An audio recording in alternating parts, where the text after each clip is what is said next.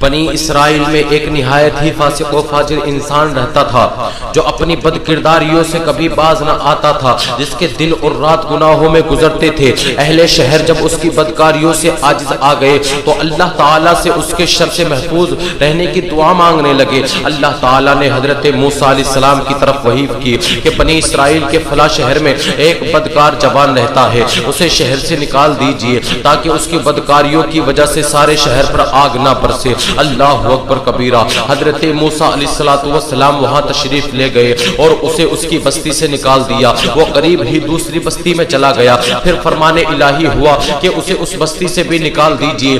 جب اسے حضرت موسیٰ علیہ السلام نے اس کو اس بستی سے بھی نکال دیا تو اس نے ایک ایسے غار پر ٹھکانہ بنایا جہاں نہ کوئی انسان تھا اور نہ ہی کسی چرند پرند کا گزر تھا۔ قرب و جوار میں نہ کہیں آبادی تھی اور نہ دور دور تک سبزے کا کوئی پتہ تھا۔ اللہ اکبر کبیرہ۔ اس غار میں آ کر وہ جوان بیمار ہو گیا۔ اس کی تیمارداری کے لیے کوئی شخص بھی اس کے آس پاس موجود نہ تھا جو اس کی خدمت کرتا۔ وہ ضعف و ناتوانی سے زمین پر گر پڑا۔ اس کے اندر اتنی کمزوری آ گئی تھی کہ وہ کھڑا بھی نہیں ہو سکتا تھا۔ اللہ اللہ۔ لیکن جب اس کا جسم اتنا کمزور ہو گیا تو وہ زمین پر گر پڑا اور کہنے لگا، کاش اس وقت میں اگر میری ماں میرے پاس موجود ہوتی تو مجھ پر شفقت کرتی اور میری اس بے کسی اور بے بسی پر روتی۔ اللہ اکبر کبیرہ۔ اگر اس وقت میں میرا باپ ہوتا تو میری نگہداشت اور مدد فرماتا، اگر میری بیوی ہوتی تو میری جدائی پر روتی، اگر میرے بچے اس وقت میں موجود ہوتے تو کہتے، اے ہمارے رب،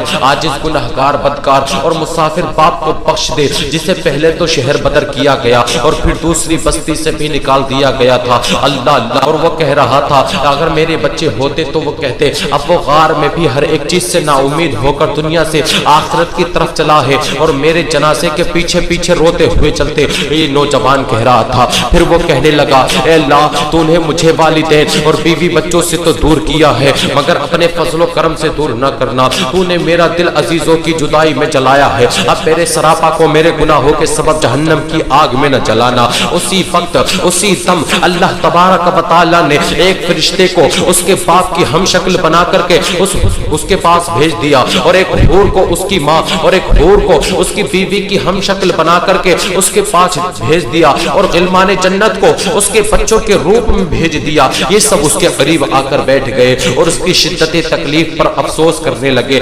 آہوزاری کرنے لگے۔ جوان انہیں دیکھ کر بہت خوش ہوا، بہت خوشی کا اظہار کرنے لگا۔ اسی خوشی کے عالم میں اس جوان کا انتقال ہو گیا۔ اللہ اکبر کبیرہ۔ تب اللہ تبارک و تعالی نے حضرت موسیٰ علیہ السلام کی طرف وحی فرمائی کہ فلاں غار کی طرف جاؤ، وہاں ہمارا ایک دوست مر گیا ہے، تم اس کی تکفین و تدفین کا انتظام کرو۔ اللہ اکبر کبیرہ۔ حکم الہی سے حضرت موسیٰ علیہ السلام جب غار میں پہنچے تو انہوں نے وہاں اسی جوان کو مرا ہوا پایا جس کو انہوں نے پہلے شہر اور بستی سے باہر نکالا تھا۔ اس کے گرد اس کے آس پاس میں حوریں تعزیت کرنے والوں کی طرح بیٹھی ہوئی اور اس کے پاس بیٹھ کر کے افسوس کر رہی تھی، گریہ وزاری کر رہی تھی۔ موسیٰ علیہ السلام نے بارگاہ الہی میں عرض کی، اے رب العزت، اے رب ذوالجلال، یہ تو وہی جوان ہے جسے میں نے تیرے حکم سے شہر اور بستی سے نکال دیا تھا۔ اللہ تبارک و تعالی نے ارشاد فرمایا،